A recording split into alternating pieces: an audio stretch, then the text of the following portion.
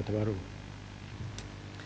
Assalamualaikum warahmatullahi wabarakatuh. Terima kasih Datuk Pengerusi. Bagi membahaskan maksud bekalan 27 Kementerian Kerja Raya yang melibatkan tambahan sebanyak 445.803 juta, yang juga melibatkan pembiayaan keperluan tambahan, bayaran dan penyelenggaraan jalan persekutuan sebanyak 20 juta. Saya ingin bertanya kepada pihak Menteri mengenai dengan pembinaan Jambatan Sultan Yahya kedua yang menghubungi Kota Baru dengan Jajahan Tumpat. Ianya telah pun diberikan kepada suatu syarikat dengan nama IS Resources Sdn Bhd milik seorang pemimpin kanan UMNO di negeri Kelantan, pemuda. Ia mula dibina pada 7 hari bulan 6 tahun 2007, dan setelah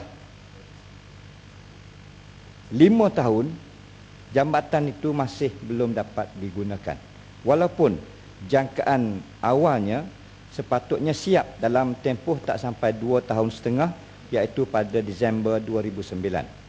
Apabila pihak kontraktor memohon, maka tempoh lanjutan masa diberikan kepada Disember 2010.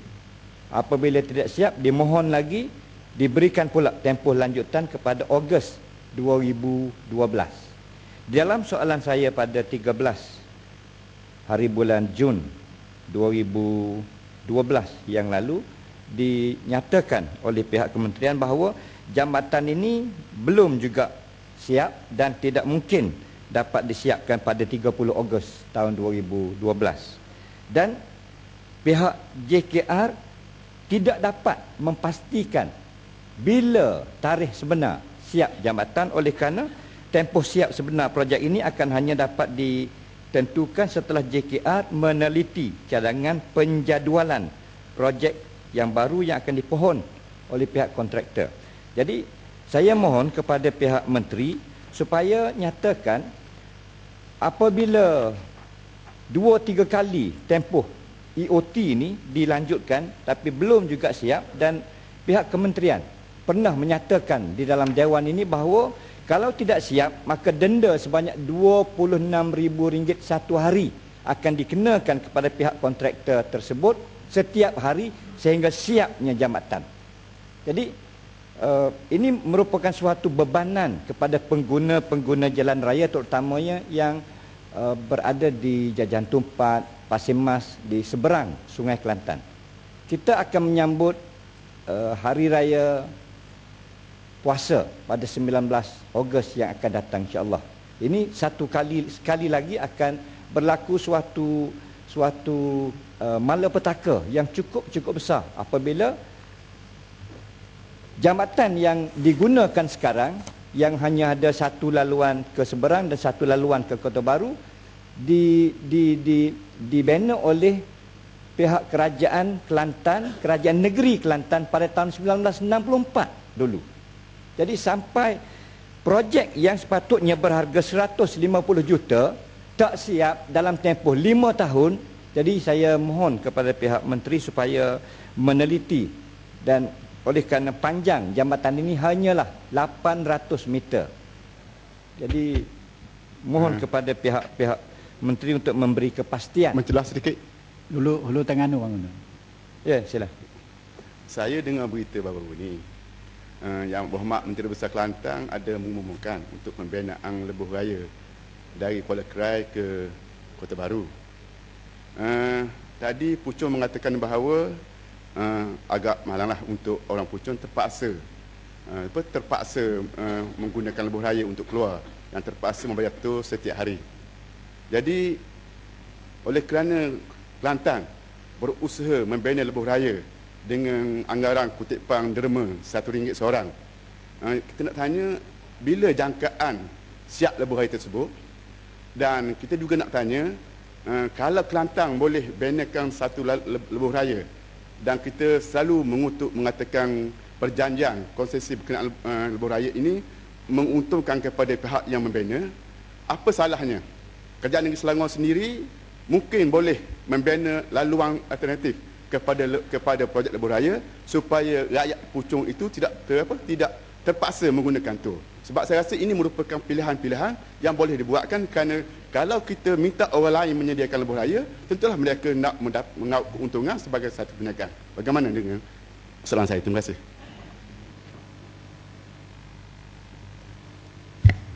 Ya, Bapak Datuk Mursi, dengan izin, pembinaan lebuh raya Kota Baru Kuala Krai ini dibina dan sudah pun diberi jaminan tidak akan ada tol. Projek yang bernilai 1.8 bilion ini akan dibayar kepada dua kontraktor yang bersetuju membinanya dalam tempoh 25 tahun. Bayaran tertunggak 25 tahun.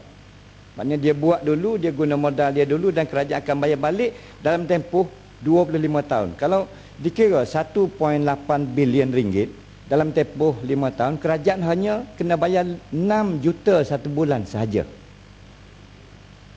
Keuntungan kepada rakyat. Negeri tidak ada untung, rakyat yang untung. Oleh kerana perjalanan daripada Kuala Krai ke Kota Baru itu pada setiap musim perayaan, sepatutnya perjalanan daripada Kuala Lumpur ke Kota Baru itu hanya memakan masa 6 jam. Tapi kadang-kadang anak-anak kita terpaksa menempuh perjalanan 14 jam. Kadang-kadang 16 jam. Dan kadang-kadang yang lebih teruk lagi, kita yang nak balik ke Kota Baru ini terpaksa masuk ke bandar Bentung, masuk ke bandar Raub. Jadi tolong memakmurkan bandar Bentung dan bandar Raub di Pahang tu sebelum sampai ke Gua Musang. Jadi insya-Allah lebuh raya yang akan dibina ni akan dibuat dengan keuangan kerajaan dan juga derma daripada rakyat Kelantan seluruhnya. Bila bermula agaknya? Bila bermula? Sudah pun bermula. Sudah bermula. Dan perkara-perkara yang bagi setengah pihak menakjubkan ini sebenarnya bukan perkara yang pelik. Buku jingga itu sebenarnya tidak pelik. Kalau boleh, Yang Berhormat Kota Belud dan Ulu Terengganu, kalau boleh besok apabila Yang Berhormat Mulia Gua Musang sampai, tolong tanya Yang Berhormat Mulia Gua Musang bagaimana manifesto yang dibuat masa Angkatan Perpaduan Ummah pada tahun 1990 dulu. Pendidikan percuma, perubatan percuma. Dan perubatan percuma ni, saya pergi ke Sungai Golok, ada keluarga yang masuk hospital, dia bayar RM4 saja, 40 baht, dan dia boleh dapat kemudahan semua sekali. Sahabat saya pergi ke Hospital Universiti Sains Malaysia minggu lepas untuk buat scan kepala, MRI. Kena bayar dulu sebelum buat sebanyak RM1,150. Bandingkan Hospital Universiti Sains Malaysia, kita kena bayar RM1,150. Di Sungai Golok, Thailand, RM4 saja. Inilah. Bukan. Inilah yang menyebabkan Thaksin Shinawatra popular sampai hari ini walaupun tidak ada dalam negeri. Dan ini juga akan berlaku pada Ibu Perkhidmatan PAU, insya-Allah. Balik kepada persoalan Jambatan Sultan Yahya kedua, Datuk Pengerusi, saya mohon kepada pihak kementerian supaya dapat memberikan suatu penilaian dan juga sebagai suatu rumusan supaya kami di Kelantan tidak menjadi mangsa kepada permainan setengah-setengah pihak yang mengambil keuntungan yang awal, kemudian apabila tidak dapat melaksanakan maka melepaskannya kepada kontraktor-kontraktor yang baru yang bertungkus lumus untuk cuba menyiapkan. Satu orang sahabat saya daripada Kota Baru buat satu posting dalam Facebook mengenai dengan apa yang tiang yang dipasang di dalam sungai, di dalam air, dalam sungai. Ada 3 tiang yang dibuat dalam gambar Facebook itu. 2 tiangnya bagus, 1 tiangnya diistilahkan dengan bahasa Kelantan khelok.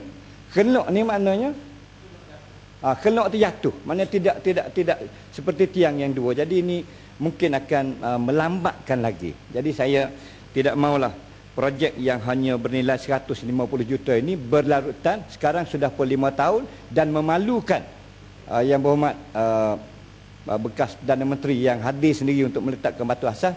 Janganlah sampai 10 tahun baru dapat digunakan. Sekian, terima kasih.